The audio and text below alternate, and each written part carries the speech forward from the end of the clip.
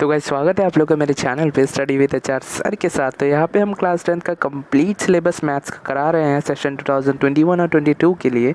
तो हमने पिछले कुछ वीडियोस में एक्सरसाइज 1.1 के सारे क्वेश्चंस कंप्लीट करा दिए थे और एक्सरसाइज 1.2 का हमने बेसिक कॉन्सेप्ट प्लस पहला क्वेश्चन और दूसरा क्वेश्चन की वीडियो भी अपलोड कर दी थी। उन सारी वीडियो की लिंक्स आपको डिस्क्रिप्शन में मिल जाएंगी। तो एक्सरसाइज 1.2 का आज हम तीसरा क्वेश्चन करने जा रहे हैं। तो ये क्वेश्चन क्या कह रहा है कि find the LCM and HCF of the following integers by applying the prime factorisation method. Prime factorisation method आप बहुत ही छोटे में मींस आप जब बहुत छोटे थे तब से आप करते आ रहे हो, ठीक है। तो इसमें आपको एलसीएम और एचसीएफ निकालना है, यानी लोएस्ट कॉमन मल्टीपल और हाईएस्ट कॉमन फैक्टर, ठीक है। ये दो चीज़ें निकालनी है, बहुत ही ईजी चीज़ें हैं। अभी आपके स्क्रीन पे दो पार्ट दिख रहे होंगे 12, 15, 21 और 17, 23, 29। तो देखते हैं इसको कैसे करना है। पहले हम एलसीएम निकालेंगे, ठीक है। एलसीएम निकालना बहुत ही ईजी है। पहले 12, 15 और 29, 21 को इस तरीके से लिखेंगे, फिर प्रोसीजर बाय प्रोसीजर जाएंगे। छोटे नंबर से स्टार्ट करेंगे, पहले देखेंगे ये 2 से डिविजिबल है कि नहीं।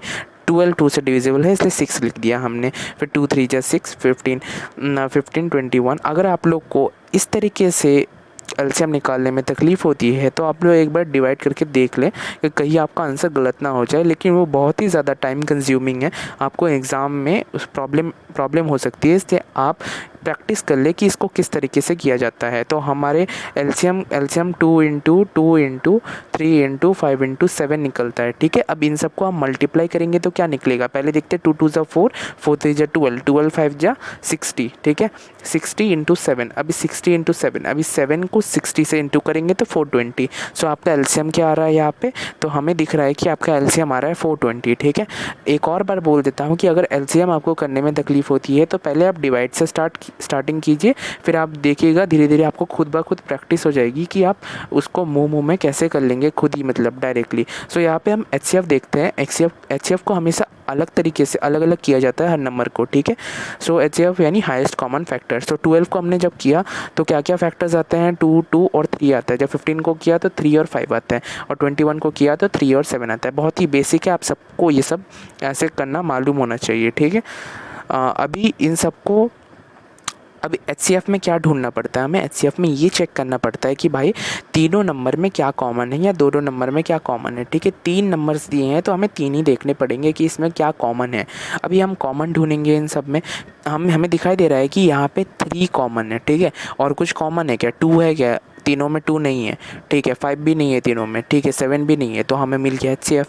तो हमारा एचसीएफ क्या हो गया, 3, ठीक है। सो एलसीएम आपका आया 420 और एचसीएफ आ गया 3, यानी लोएस्ट कॉमन मल्टीपल आया आपका 420 और हाईएस्ट कॉमन फैक्टर आया आपका 3, ठीक है। अब देखेंगे 17, 23 और 29। भाई ये तो बहुत बड़े नंबर है, कैसे करोगे। अरे बहुत ईजी है, देखो ये सारे प्राइम नंबर्स है। प्राइम नंबर्स क्या होते हैं, जो खुद से डिवाइड होते हैं और 1 से, ठीक है। तो 17, 23 और 29, हम इसका पहले एचसीएफ निकालेंगे, ठीक है। थोड़ा ईजी होगा, आप लोग को इंटरेस्टिंग लगेगा कि हम 17, 23 और 29 का पहले एचसीएफ निकालेंगे, ठीक है। डिफरेंटली डिवाइड करेंगे। तो देखो 17 एक प्राइम नंबर है, ठीक है। अब 17 को किससे करोगे, 17 से करोगे। 17 और 1 आ गया, ठीक है।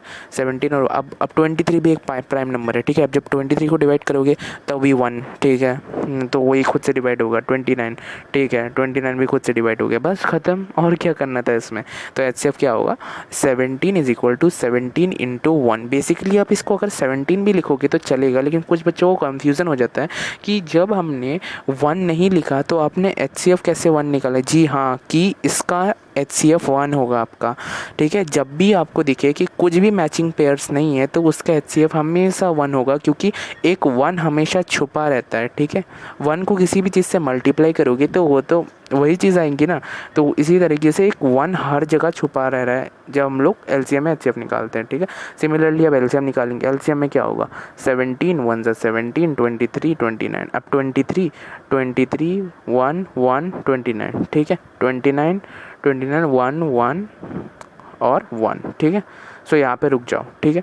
तो ये आ गया। आपको क्या क्या मल्टीप्लाई करना है अभी एलसीएम निकालने के लिए, ये तीनों जो फैक्टर्स आए आपके 17, 23 और 29 जो पहले ही क्वेश्चन में दिए हुए थे उसको मल्टीप्लाई करना है। तो इसका आंसर क्या आएगा आपका, इसका आंसर आएगा आपका 11,339, ठीक है। मतलब 11,339, जैसा कि आप देख सक रहे हैं, ठीक है। मैंने इसको डायरेक्टली लिख दिया, आप लोग कैलकुलेट करके लिखिएगा, क्योंकि मैंने इसको कैलकुलेट कर लिया था पहले से, इसलिए।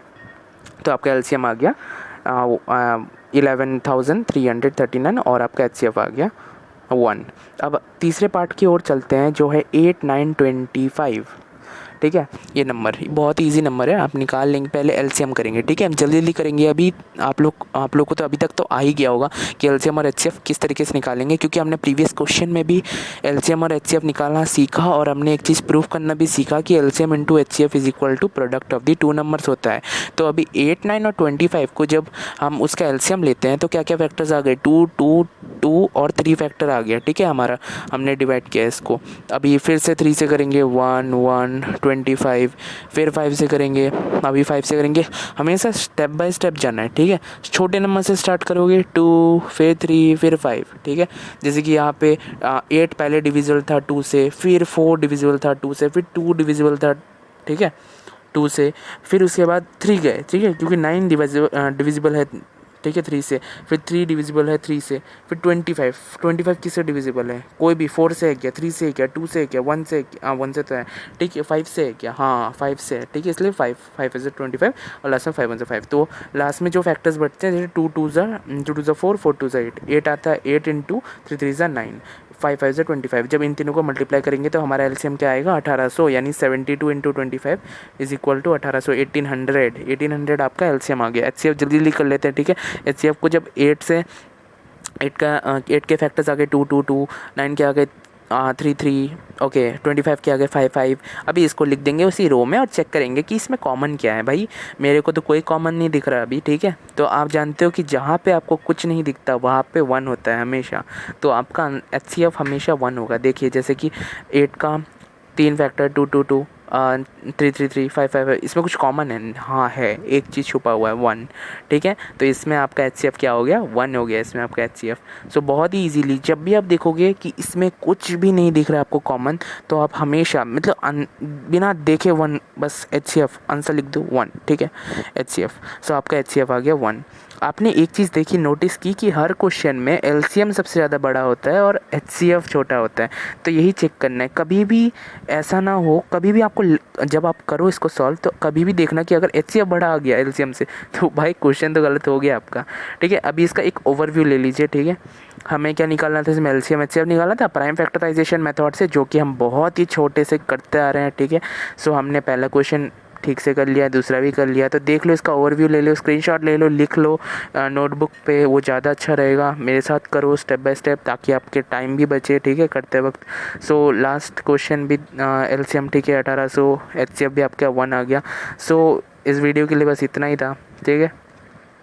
सो थैंक यू गाइज़, मिलते हैं किसी और वीडियो के साथ, तब तक के लिए स्टे ट्यून्ड और लाइक करें, सब्सक्राइब करें चैनल को, बेल आइकन को ज़रूर दबाएं और ताकि आपको लेटेस्ट नोटिफिकेशन मिल पाए। Bye bye.